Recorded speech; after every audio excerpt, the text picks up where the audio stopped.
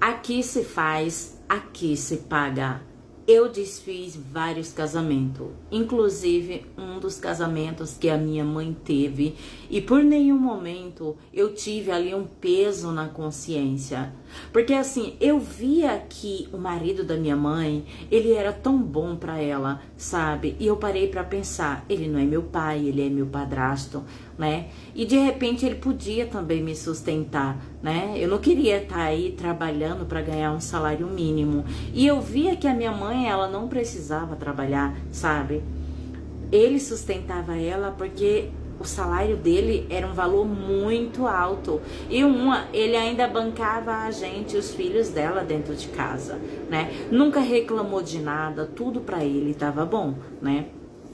E daí eu comecei a montar uma estratégia e tudo pra começar a dar em cima dele. Por início ele não aceitou, mas depois ele aceitou. Eu falei pra ele, minha mãe não precisa saber, né? Daí quando fez 1 ano e 6 meses, mais ou menos, que a gente tava assim nesse rolo escondido, né? Aí eu falei pra ele, olha, eu tô gostando de você, você podia falar pra minha mãe que não quer mais, que o amor acabou, né? E nós poderíamos ficar juntos, né? E ele falou assim, olha, eu gosto de você, mas eu não tenho coragem de deixar a sua mãe. Por quê? Porque eu vou fazer ela sofrer. Entende? Você sabe que eu sempre banquei a casa, sempre sustentei, eu faço tudo o que a sua mãe quer. Eu falei, eu sei. Aí chegou um dia que eu falei, vamos fazer assim, não dá pra gente ficar mais junto, né? Eu vou arrumar outra pessoa. Aí esse homem ficou desesperado, porque assim, ele queria continuar com a minha mãe, mas também queria continuar comigo, né? E eu armei essa estratégia para que ele realmente deixasse minha mãe ficasse comigo. E isso aconteceu, né? Eu falei que ia arrumar outro, ele não aceitou e ele chegou pra ela e falou, olha, vamos terminar nosso relacionamento. Minha mãe entrou em desespero, perguntando o que foi, se apareceu outra. Ele falou que não deu, não dava mais certo e tudo, que ele queria seguir a vida dele, mas a minha mãe podia ficar com a casa e tudo, e por um tempo ele ia dar uma pensão pra ajudar ela, né? Pronto, assim aconteceu. Ele pegou as coisas dele, né? Ele alugou um apartamento e foi morar no apartamento. Nisso, eu quase já não ficava na casa da minha mãe, né? Passou 1 semana, tinha dias que eu dormia fora, já não voltava. E eu sempre fui uma filha de não dar satisfação para minha mãe, sabe? E ela nunca foi de perguntar onde você estava, o que você estava fazendo, entende? Só que assim, eu estava com ele, né? E daí chegou um dia que eu tinha colocado a foto dele de papel de parede no meu celular. Por um descuido, ela viu uma foto, eu e ele, que tava em papel de parede no celular. E daí quando eu olhei, gente, foi o tapa. Pá!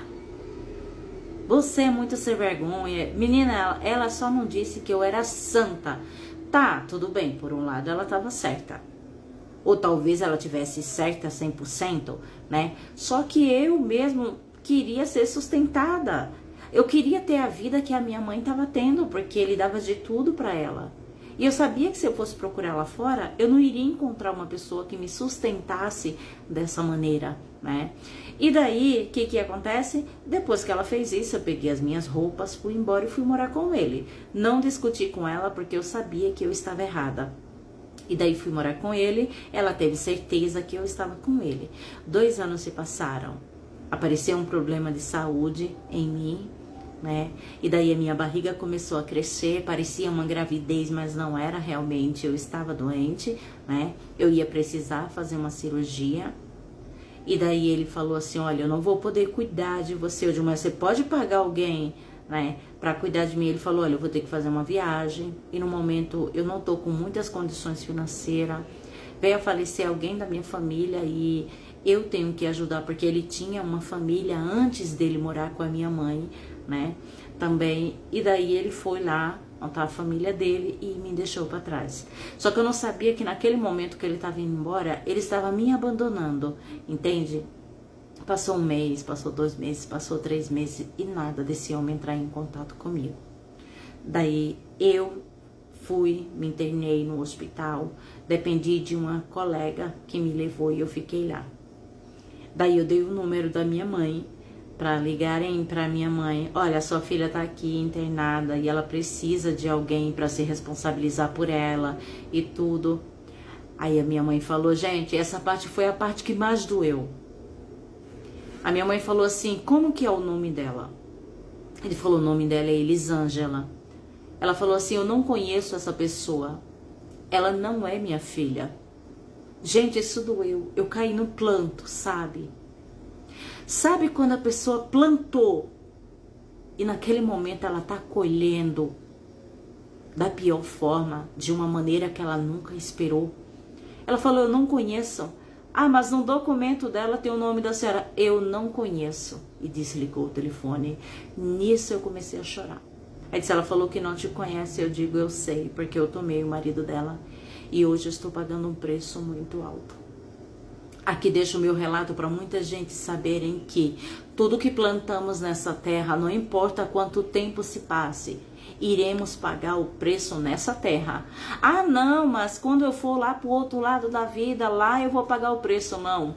Tudo que eu plantei nessa terra, eu colhi aqui, eu estou colhendo aqui. Para muitas pessoas que acreditam que não existe a lei do retorno, naquele momento eu estava pensando em bens materiais. Eu nem olhei se a minha mãe estava sendo feliz ou se ia ser feliz. Não, meu olho cresceu só pelo que ele fazia por ela. Então eu mereci sim estar passando por aquele momento. E hoje eu estou contando aqui porque talvez sirva de alerta para alguém, né? Desde já peço a vocês que compartilhem esse vídeo com alguém, porque muitas vezes você pode não estar passando, mas alguém que está em silêncio está passando praticamente pela mesma situação.